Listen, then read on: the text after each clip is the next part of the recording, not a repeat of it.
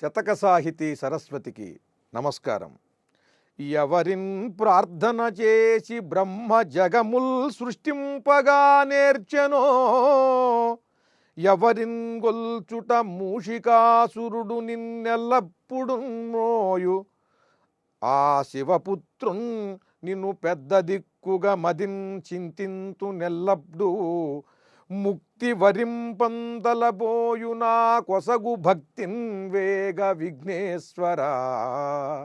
ఓ సిద్ధి వినాయక స్వామి, బ్రహ్మదేవుడు ఎవర్ని ప్రార్థించటం వల్ల ఈ చిత్ర విచిత్ర మనోహరమైనటువంటి ఈ సృష్టిని చేయగలుగుతున్నాడు. ఇంత సృష్టిని చేసేటువంటి శక్తి, ఈ సృజన ఆ బ్రహ్మదేవునకు ఎలా కలిగింది? ఈ సృష్టి రచనా వైభవానికి ఆ బ్రహ్మదేవునికి శక్తినిచ్చినటువంటి వారెవరు?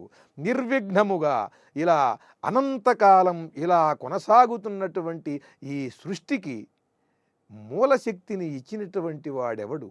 ఆ పరమాత్మ. ఎవరిన్ గొల్చుట మూషికాసురుడు నిన్నెల్లప్పుడు మోయు. మూషికాసురుడు ఎవరిని శరణు వేడటం వల్ల వినాయకుడికి వాహనమయ్యాడు. అటువంటి ఆ గణపతి శక్తిని నేను ప్రార్థిస్తున్నాను. ఆ శివపుత్రున్, ఆ పరమేశ్వరుని పుత్రుడైనటువంటి వినాయక, నిన్ను పెద్ద దిక్కుగా మదిన్ చింతింతు నెల్లప్పుడు. ఈ సృష్టికి, నాకు మాత్రమే కాదు, ఈ సకల చరాచర ప్రపంచానికి కూడా పెద్ద దిక్కువు నీవు. ఎందుకనంటే మీ తండ్రి మహాదేవుడు ఆదిదేవుడు అయినటువంటి శంకరుని పెద్ద కుమారుడవు కనుక నీవే మాకు పెద్ద దిక్కు. ఆ శివపుత్రున్ నిన్ను పెద్ద దిక్కుగా మదిన్ చింతింతు ఎల్లప్పుడు. బ్రహ్మదేవుడు మహావైభవంగా ఎల్లకాలము కూడా నిరంతరము ఈ సృష్టిని చేయటానికి కావలసినటువంటి శక్తిని నిన్ను పూజించి తాను పొందాడు.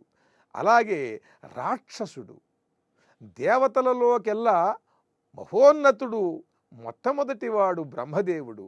ఆ బ్రహ్మదేవుడు నిన్ను పూజించి ఈ సృష్టి చేసే శక్తిని పొందాడు. రాక్షసుల్లోకెల్లా చాలా అల్పుడు ఈ మూషికాసురుడు. వీడు నిన్ను శరణు వేడి నీకే వాహనమయ్యాడు. దేవతలలో గొప్పవాడికి నీవే వరాలు ప్రసాదించావు.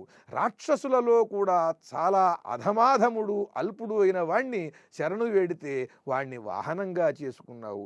అటువంటి నిన్ను ఆదిదేవుడు, ఆ మహాదేవుడైన శివునికి పెద్ద కుమారుడవైన నీవే మాకు పెద్ద దిక్కు అని భావిస్తూ మదిన్ చింతింతు ఎల్లప్పుడు నిరంతరము నిన్నే స్మరణ చేస్తూ ఉంటానయ్యా. ముక్తి వరింపంతలబోయు నా కొసగు భక్తిన్ వేగ విఘ్నేశ్వరా. ముక్తిని కోరుకునేటువంటి నాకు నిరంతరము కూడా నీపై దృఢమైనటువంటి సద్భక్తిని ప్రసాదించవయ్యా వేగమే. జై సిద్ధి వినాయక.